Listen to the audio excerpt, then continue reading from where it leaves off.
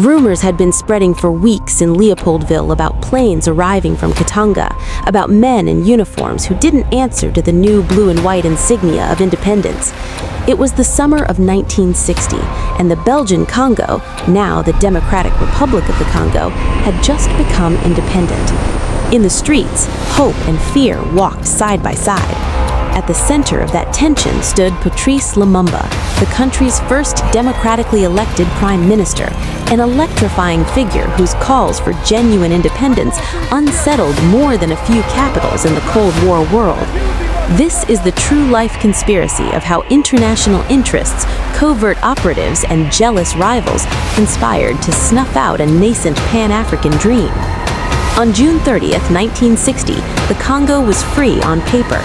Within weeks, the mineral-rich province of Katanga, backed by Belgian mining companies and Belgian officers, declared secession under Moise Tshombe.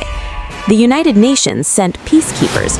Western governments, fearing Soviet influence after Lumumba sought Soviet aid to put down rebellions, moved to counter him, not always by diplomacy.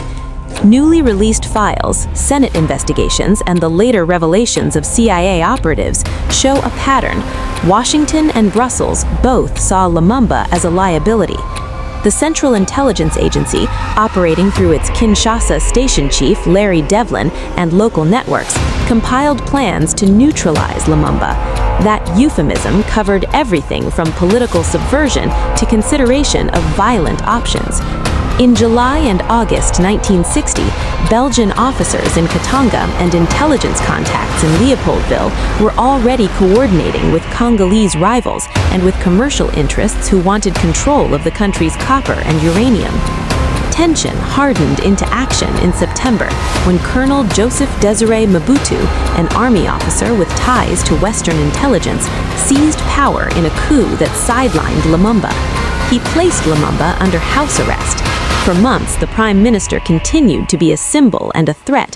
His supporters in the eastern provinces resisted the new regime. In December 1960, Lumumba attempted to reach Stanleyville to rally his allies. He was captured.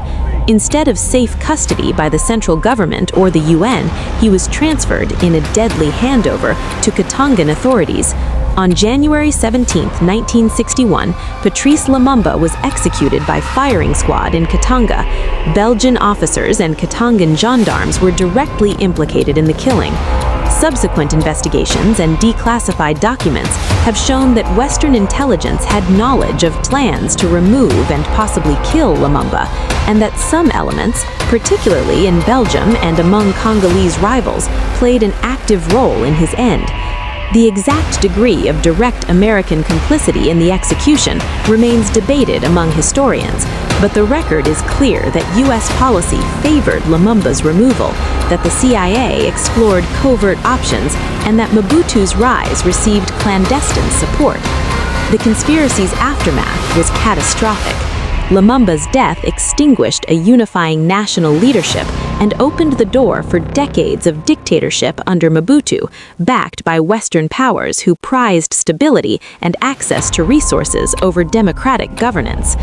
The Congo sank into cycles of corruption, rebellion, and foreign interventions that would explode into wider regional wars in the 1990s. Decades later, the file drawers opened. Congressional hearings in the 1970s, newly declassified CIA documents, and historical commissions in Belgium exposed the contours of the plot, the motives of multinational corporations, the nervous calculations of Cold War policymakers, and the moral compromises of intelligence services. For many Congolese, the truth was always painfully simple. An elected leader who threatened entrenched wealth and foreign influence was removed by a web of outsiders and insiders. This is not a story of shadowy fantasy, but of recorded memos, testimonies, and the irreversible loss of a man who had dared to imagine a sovereign future.